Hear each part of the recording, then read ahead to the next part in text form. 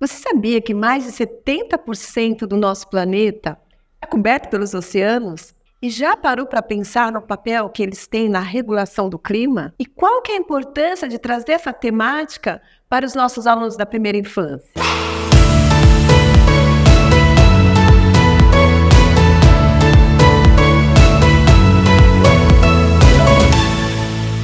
E trouxe hoje para conversar aqui com vocês a professora Liv Asser, doutora pelo Instituto de Biociência da USP, e iremos aí debater um pouco esse assunto. E para começar, poderia se apresentar? Eu sou franco-brasileira, então além de ter todos os conhecimentos biológicos que a universidade pública lá me permitiu ter, e depois de 8 anos eu acabei voltando para o Brasil, onde eu comecei um mestrado lá no Instituto de Biociência da Universidade de São Paulo e comecei a estagiar com a minha antiga professora de ciências para saber o que era ser professor.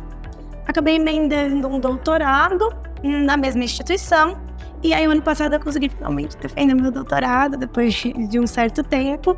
E a temática da conservação da natureza e dos oceanos é algo que sempre permeou minhas escolhas, pesquisas e trajetória acadêmica. Liv, a década trazida pela Unesco, ela enfatiza, a importância da proteção dos oceanos. E por que esse tema é tão relevante para os dias de hoje? A gente, Cris, está num momento de mudanças muito importantes. Então, a pesquisa sobre a saúde dos oceanos, ela já existe há muito tempo. Só que a preocupação que veio com a tomada de decisão da Unesco de determinar a década do oceano, veio porque a humanidade está começando a sentir as mudanças ocorrendo baseadas nesse oceano, certo? Então, os grandes eventos climáticos, as alterações de temperatura, umidade, todo mundo acaba sofrendo. E isso fez com que a população em geral quisesse entender o que estava acontecendo. E aí acabou que a Unesco decidiu criar essa década do oceano para fomentar, na verdade, a pesquisa, mas também essa divulgação científica e fazer com que outros atores da sociedade possam estar envolvidos. Vamos falar dos microplásticos, O que eles são e como eles chegaram até os oceanos? Então, o plástico dentre todos os poluentes dos oceanos, o plástico é o maior deles. A gente tem também os resíduos domésticos, material orgânico, remédios, drogas que se encontram nos oceanos. Mas os plásticos, hoje em dia, são aqueles que estão mais distribuídos e cujo impacto está sendo bem avaliado nos últimos 15 anos. O que acontece? A gente tem 2 tipos de microplástico. A gente tem o microplástico que é produzido de maneira microscópica, que é a base da indústria do plástico e que é transportado por navio. Então, grande parte dessas partículas plásticas, elas acabam entrando no oceano pelo seu transporte, E uma vez nas indústrias, elas vão servir de base da matéria-prima para a formação de produtos de plástico, como cadeiras, mesas e basicamente tudo que a gente usa no dia a dia. Uma outra fonte de microplástico no ambiente é após o nosso uso, que a gente vai chamar de pós-consumo. Então, de alguma maneira, a gente utiliza esse plástico, pode ser no nosso dia a dia, foi na praia com a sacolinha e deixou a sacolinha lá. Então, tudo isso vai acabar nos oceanos. Aí a gente pode introduzir esse plástico ou já pequeno, como, por exemplo, quando a gente usa um cosmético que tem microplástico na sua constituição, ou então, esse plástico maior, que a gente vai chamar de macroplástico, ele vai entrar no ambiente e, com a força de ventos e os raios solares e as ondas, eles acabam se fragmentando e virando cada vez menor. O importante para falar sobre o microplástico é que tanto o plástico quanto o microplástico, eles não vão desaparecer do ambiente. A gente não está falando de um pedaço de vidro que vai eventualmente se fragmentar e virar areia, ou até papel, por exemplo. O plástico ele vai se tornar cada vez menor e vai continuar presente ali. E vai acabar biodisponível, se disponibilizar de alimento para os organismos marinhos. além do plástico em si, né, do polímero, a gente tem todos os elementos químicos que estão associados a eles, que vão acabar no ambiente também e acabam se dissociando dessas partículas e contaminando também o ambiente marinho. Então, quais são os impactos que a presença dessas partículas nesses organismos marinhos? A gente tem 2 grandes impactos. A gente tem um impacto físico dos próprios organismos ingerirem esse plástico, esse microplástico no ambiente. O que vai acontecer é que muitas vezes o que a gente vai perceber, o que a pesquisa observa há muitos anos já, é que a gente tem sufocamento em organismos maiores, com fragmentos plásticos maiores, e até inanição, falta de alimento, mesmo pelo estômago estar cheio de plástico, tanto de organismos grandes, como baleias, até organismos filtradores, como mexilhões. Então, esse impacto físico ele é muito importante e é o que é mais estudado hoje em dia. Mas a gente tem também o impacto desses elementos químicos que estão na água. Esses impactos são um pouco menos estudados, mas ainda assim são muito importantes. E parte desses poluentes acabam se tornando o que a gente chama na ciência de disruptores endócrinos. Quer dizer que eles vão mimetizar hormônios, certo? Então a gente vai ter alterações de fatores hormonais que podem levar a uma alteração na população, então de machos e fêmeas, e até atrapalhar a reprodução desses organismos. Então a gente tem um monte de efeitos que vão vir aí da presença do plástico e dos elementos químicos na água. Você falou agora esse impacto dentro da vida marinha, né, dentro dos oceanos. E quais são as consequências para a saúde humana e também para o meio ambiente? Os relatos com relação à saúde humana, eles estão restritos hoje à presença ou ausência. Então, esses resultados são recentes da pesquisa, e a gente teve observações de presença de microplástico em órgãos importantes dos seres humanos, como cérebro, coração e pulmão. Tá? Inclusive, foi um grupo brasileiro, junto com um grupo holandês, que observou pela primeira vez em 13 de 20 tecidos de pulmão humano, em 13 tinha microplástico. Mas esses resultados eles ainda são muito iniciais. O impacto mesmo da presença desses microplásticos nos órgãos ainda não tem, ninguém bateu muito o martelo. O que acontece é que alguns estudos focados na saúde cardíaca mostraram que a presença de microplástico no coração pode estar associada a uma maior chance de infarto do miocárdio, né? Mas isso tudo é muito inicial, a ciência ainda não tem uma visão clara sobre o que está acontecendo. Com relação ao meio ambiente, além dos impactos que a gente já falou dos organismos marinhos, dos animais, a gente também tem um impacto importante nas regiões onde esse acúmulo de poluição acontece. Então, a gente tem um problema sério de turismo. Então, em muitas praias onde esse lixo acumula, tem uma perda de turistas e dessa atividade econômica que é importante, porque o Brasil tem uma costa, uma das maiores costas do mundo e é muito utilizada.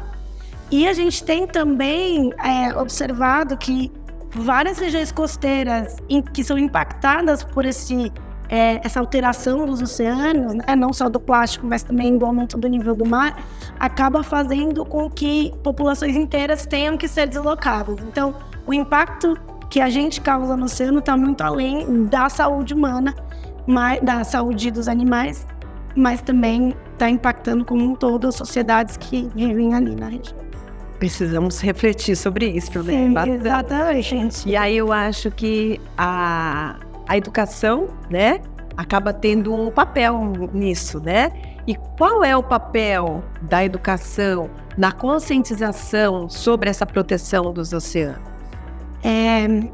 Aqui eu estou falando um pouco assim como meia-culpa da ciência, porque o que acontece? Durante séculos, a ciência trabalhou muito longe da sociedade. Então, o que acontecia no laboratório não era de maneira eficaz passada para a sociedade, que acaba sendo quem deveria estar recebendo essas informações.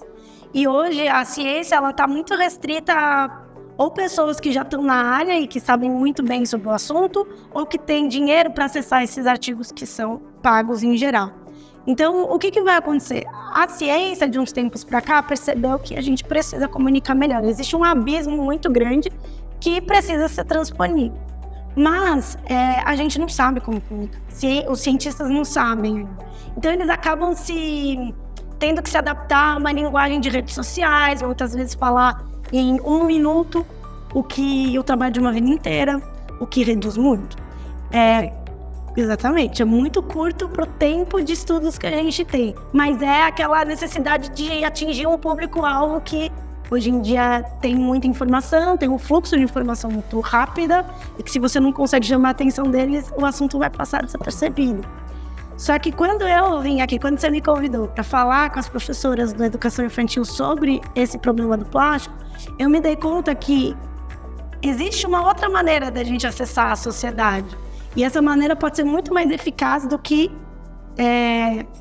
alterar a nossa maneira de falar para se encaixar, né, num público muito restrito, que é falar com os educadores. Porque a gente tem essa função, a ciência tem que estar de mãos dadas com quem vai formar esses indivíduos mais para frente, né? Então, e é dentro da escola que isso acontece. Então, eu vejo com bons olhos que a ciência esteja andando de mãos dadas com a educação básica dentro das escolas. Isso que a gente está fazendo aqui, ou a conversa que a gente teve com as professoras do infantil, é muito importante para conscientizar esses alunos de que lá para frente são eles que vão poder tomar as decisões que eles têm. Aqui na escola, eu fui responsável por uma disciplina chamada de Caminhos Sustentáveis no ensino médio. E a gente teve a oportunidade de ir muito a fundo nesse tema. Então, as discussões foram muito complexas. E eu sei que os alunos que estão saindo dessa disciplina, eles podem integrar qualquer círculo de tomada de decisão e ter argumentos suficientes para enfrentar a opinião oposta e se posicionar perante o mundo. Então, é nesse ponto que a educação básica tem que conversar com a ciência, para a gente poder transmitir a informação não de maneira tão reduzida, porque os professores, eles são formados para entender o que a gente está falando e eles, sim, traduzir isso para o público que eles têm na sala de aula. Então, assim, é uma maneira que a ciência tem que usar para conseguir transmitir essa informação e formar os futuros adultos que vão ser conscientes dos próprios atos e das ações que eles vão ter em prol de um mundo melhor, obviamente, porque senão eles também não vão ter aonde passar as férias, o peixe que eles vão comer vai estar com plástico. Então, assim, e conscientizar eles numa idade do ensino infantil, por exemplo, é algo que você está colocando o tijolinho para mais para frente, você ter certeza que aquilo já faz parte da educação dessa criança. Então, eu acho que é essencial. E que ações práticas você acha que os nossos alunos, né, as famílias dos nossos alunos, nós, professores, né, de uma forma geral, a comunidade, nós podemos adotar no nosso dia a dia para ajudar nessa proteção, nessa preservação aí dos oceanos?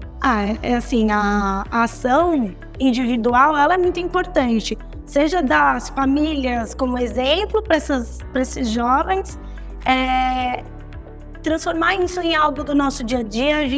Quando a gente fala de poluição plástica, a gente fala dos R's, né, da sustentabilidade. Então, a gente começa com 3 R's, que é recusar, reduzir ou reciclar. Muitas vezes a gente não tem condição de deixar de usar o plástico. A gente viu que na pandemia da Covid-19 ele foi essencial.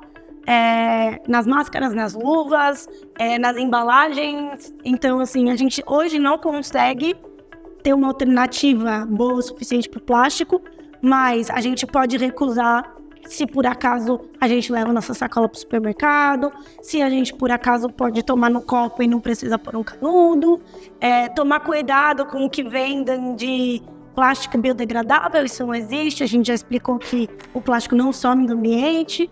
Então, as alternativas, por exemplo, ao canudo, é o canudo de papel, e eu duvido muito que as pessoas gostem disso. Então, prefiram nem usar o papel, prefiram usar o copo que está ali disponível. E de preferência não descartável.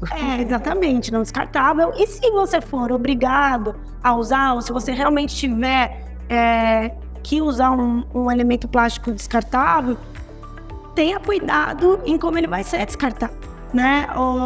Eu sei que depois do que acontece na sua casa, você não tem mais controle, né? Então, se você separa o seu lixo em casa, é o que você tem de disponível para fazer. Mas a gente tem que ter a mudança dentro de casa para poder, eventualmente, cobrar quem tem força para criar políticas públicas voltadas para a substituição do plástico, por exemplo, ou financiar pesquisas em bioplástico, como a gente tem bastante hoje nas universidades brasileiras. Mas antes, mudar a consciência dentro de casa, com hábitos mais saudáveis de consumo, né? Não precisa, pode levar sua sacola no supermercado, não precisa comprar 20 sacolinhas de plástico para levar sua compra. Mas também, se por acaso você foi lá e esqueceu a sua sacola de plástico, você pode pegar uma sacola de plástico, contanto que isso se torne, por exemplo, uma sacolinha de lixo em casa, ou que você transporte alguma coisa dentro dessa sacola. Então, o fato de reutilizar e, eventualmente, no fim da vida útil desse produto, impedir para ser reciclado, é a melhor situação que a gente tem hoje, é o que a gente consegue fazer. A partir do momento que a gente considera isso importante o suficiente, aí a gente pode cobrar isso de autoridades que vão ter um impacto maior do que só a gente na nossa casa. Professora Liv, muito obrigada por compartilhar seu conhecimento hoje conosco. E antes de encerrarmos, você poderia deixar uma mensagem final para os nossos ouvintes sobre a importância da proteção dos oceanos? Nossa, claro, é uma vida toda de pesquisa que eu estou concentrando aqui. Mas, na verdade, o oceano, o papel dele na nossa sociedade está muito além das nossas férias no litoral, né? Ele é responsável por 20% da alimentação dos seres humanos com relação à proteína, né? Então, muita proteína que a gente consome no dia a dia vem dos oceanos. Muita gente não sabe, mas o pulmão da Terra é o oceano. Quem produz o oxigênio que está disponível para nós respirarmos são as algas que estão ali. Os outros 30% são as florestas, então, sem querer reduzir a importância das florestas, mas os oceanos ali estão um pouco mais, estão sendo um pouco mais utilizados. E a temperatura da Terra só consegue ser mantida minimamente habitável hoje em dia com o aquecimento global porque os oceanos recebem parte dessa temperatura. E isso que faz com que ele tenha um aumento importante de nível e a gente acaba vendo tudo que a gente viu aqui no Brasil e em outras partes do mundo. Então, impedir esse plástico, essa poluição em geral de chegar, de alterar cadeias alimentares, de mudar a temperatura, por exemplo, do oceano, não é só para a gente ter um lugar legal para passar férias, é para manter a nossa vida na Terra. Então, assim, a proteção dos oceanos é sinônimo de proteção da vida, né? Então, assim, o máximo que a gente puder fazer para impedir que lixo chegue nos oceanos já é algo de importante e essencial para a sobrevivência das próximas gerações. Agradecemos a todos por nos ouvirem e não se esqueçam de conferir nossa International Week e acompanhar alguns desses momentos nas nossas redes sociais. E de se engajarem aí nessa proteção dos oceanos. E até a próxima! Oh,